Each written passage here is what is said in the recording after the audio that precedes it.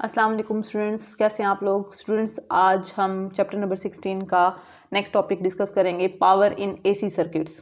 और स्टूडेंट्स, हम लोग तीन तरह के जो सर्किट्स डिस्कस कर चुके हुए हैं वो है AC through register, AC through inductor, AC through capacitor. अब स्टूडेंट्स, उसमें हमने पावर जो डिस्कस की थी वो सिंपल अभी फ़िलहाल जो डिस्कस की हुई थी वो एसी थ्रू रजिस्टर में डिस्कस की थी। और आज हम डिस्कस करेंगे कि पावर डिसिपेशन जो होती है एसी सर्किट्स में। हम लोग एसी थ्रू कैपेसिटर और इंडक्टर दोनों पढ़ चुके हैं और दोनों में प्रैक्टिकली आइडियल केसेस में कोई पावर लॉस नहीं होता। तो स्टूडेंट्स, फिर पावर का फार्मूला क्या होगा? तो उसके लिए स्टूडेंट्स हमारे पास सिंपल फार्मूला होता है पावर डिसिपेशन का, P is equal to IRMS multiply by VRMS multiply by cos of theta. ये फार्मूला हम यूज़ करते हैं बेसिकली। स्टूडेंट्स, उसमें क्या होता है कि हमारे पास अगर फ़र्ज़ करें इस तरह से हम वोल्टेज और करंट को ले लेते हैं। ये हमारे पास है जी वोल्टेज VRMS, ठीक हो गया स्टूडेंट्स। और ये है अगर IRMS, तो स्टूडेंट्स हम क्या करेंगे, यहाँ इसको इसके कंपोनेंट्स में रिजॉल्व कर लेंगे VRMS को, ये थीटा हो जाएगा। तो ये आ जाएगा VRMS और साथ क्या आ जाएगा कॉज ऑफ थीटा। तो IRMS multiply by VRMS cause of theta. तो स्टूडेंट्स ये किसके बराबर आ जाएगा? पावर के इक्वल। यानी हम लोग जो VRMS का कंपोनेंट IRMS की डायरेक्शन में है, हम उसको मल्टीप्लाई करें तो हमारे पास क्या आ जाती है? पावर आ जाती है।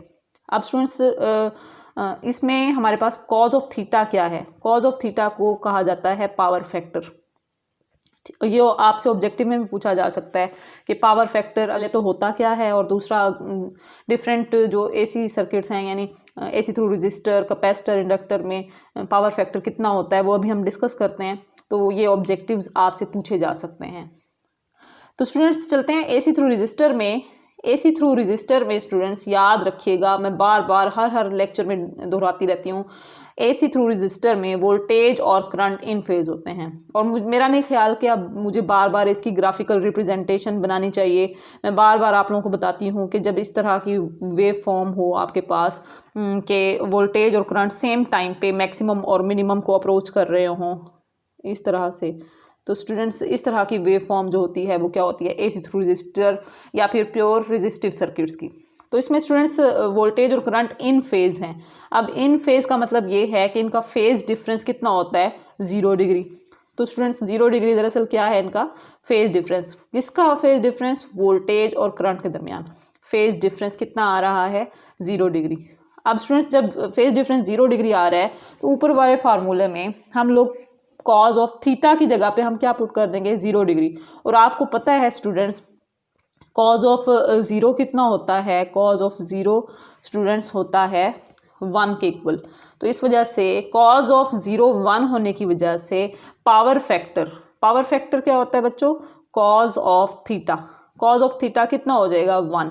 इसी वजह से कहा जाता है कि प्योर रेजिस्टिव सर्किट में पावर फैक्टर कितना होता है? 1 होता है। अब स्टूडेंट्स उम्मीद है आपको रीज़न समझ आई होगी, क्योंकि फेज डिफरेंस 0 डिग्री होने की वजह से कॉज ऑफ 0 क्या हो जाएगा? 1। इसी वजह से पावर फैक्टर 1 हो जाता है। अब स्टूडेंट्स अगर हम फार्मूला को सिंप्लीफाई करें तो हमने फार्मूला क्या पढ़ा है पावर डिसिपेशन का? P is equal to IRMS multiply by VRMS multiply by cos of theta. ऐसे ही था।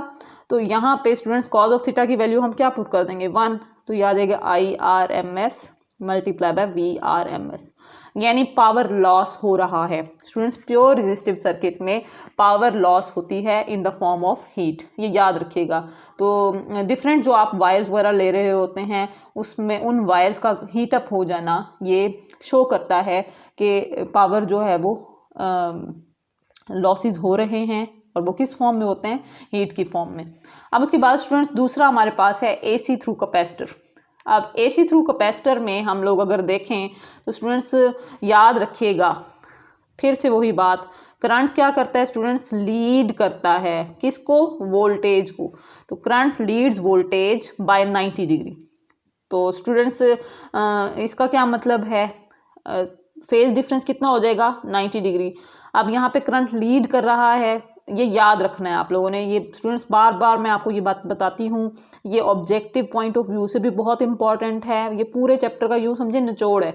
और theta is equal to 90 degree है, तो जब आपके पास थीटा 90 डिग्री हो जाएगा तो स्टूडेंट्स आपको पता है पावर फैक्टर क्या होता है, कॉज ऑफ थीटा। तो कॉज ऑफ थीटा की जगह पे आप क्या पुट करेंगे, कॉज ऑफ 90 डिग्री।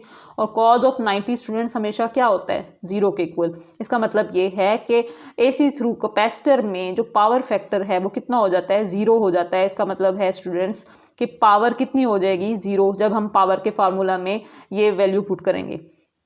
पावर का क्या फार्मूला है, VRMS multiply bye IRMS multiply by cos of theta. Cause of theta की जगह पे 0 पुट करेंगे स्टूडेंट्स, तो हमारे पास 0 मल्टीप्लाई बाय समथिंग, जवाब क्या आ जाएगा, 0। इसका मतलब ये है कि पावर क्या हो जाएगी, 0। इसका मतलब है स्टूडेंट्स कि जब हम कैपेसिटर को किसी सर्किट में यूज़ करते हैं तो फिर पावर डेसिपेशन क्या होता है, 0 होता है। या फिर कैपेसिटर जो है वो क्यों हीट अप हो रहा होता है, तो स्टूडेंट्स याद रखें प्रैक्टिकल केसेस में कैपेसिटर वगैरह की जो भी जिस मटेरियल का बना हुआ है उस पर डिपेंड कर रहा होता है, तो उसकी वजह से हीट लॉसेस होते हैं, ऑब्वियस ही बात है।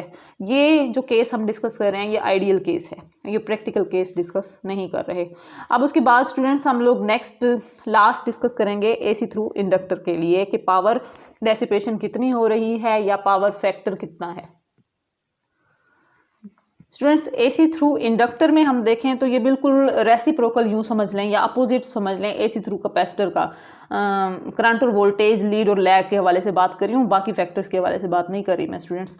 तो उसमें करंट लीड कर रहा था वोल्टेज को, यहाँ पे स्टूडेंट्स वोल्टेज लीड कर रहा है करंट को, और फेज डिफरेंस कितना रहेगा, 90 डिग्री ही रहेगा। लेकिन यहाँ पे मेन इंपॉर्टेंट बात है वोल्टेज लीड करता है।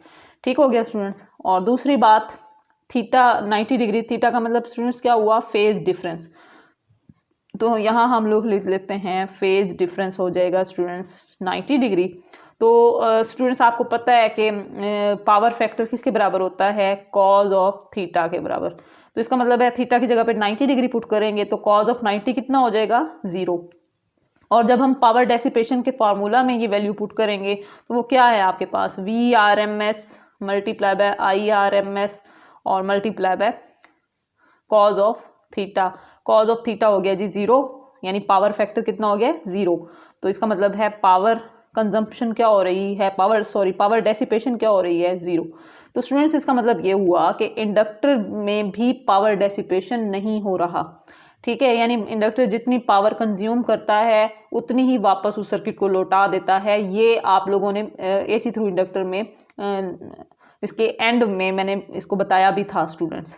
तो यहाँ से हमने ये फैक्ट इस्टेब्लिश किया कि चाहे कैपेसिटर है चाहे इंडक्टर है, उनमें जो आइडियल केसेस हैं उसमें पावर फैक्टर एक तो 0 होता है और दूसरा पावर डेसिपेशन नहीं होती। ये students objective point of view के हवाले से बहुत इंपॉर्टेंट बात है, इसको याद रखिएगा। और दूसरी अहम बात, क्या फिर इंडक्टर की जो कॉइल होती है वो गर्म नहीं होती, हीटअप नहीं होती? अगर होती है तो फिर क्या मतलब है, पावर डेसिपेशन हो रही है? जी स्टूडेंट्स, रियल केसेस में पावर डेसिपेशन होती है कि डिपेंड करता है कि वो इंडक्टर किस वायर का बना हुआ है और उसमें से जब करंट फ्लो करता है तो वो हीटअप हो जाएगी हीट लॉसेस की वजह से। तो स्टूडेंट्स वो प्रैक्टिकल केसेस हैं, आइडियल केसेस नहीं हैं। ये थ्योरेटिकल डिस्कशन हो रही है आइडियल केसेस की। इंशाल्लाह स्टूडेंट्स नेक्स्ट टॉपिक के साथ नेक्स्ट लेक्चर में मुलाकात होगी। तब तक के लिए अल्लाह हाफिज़।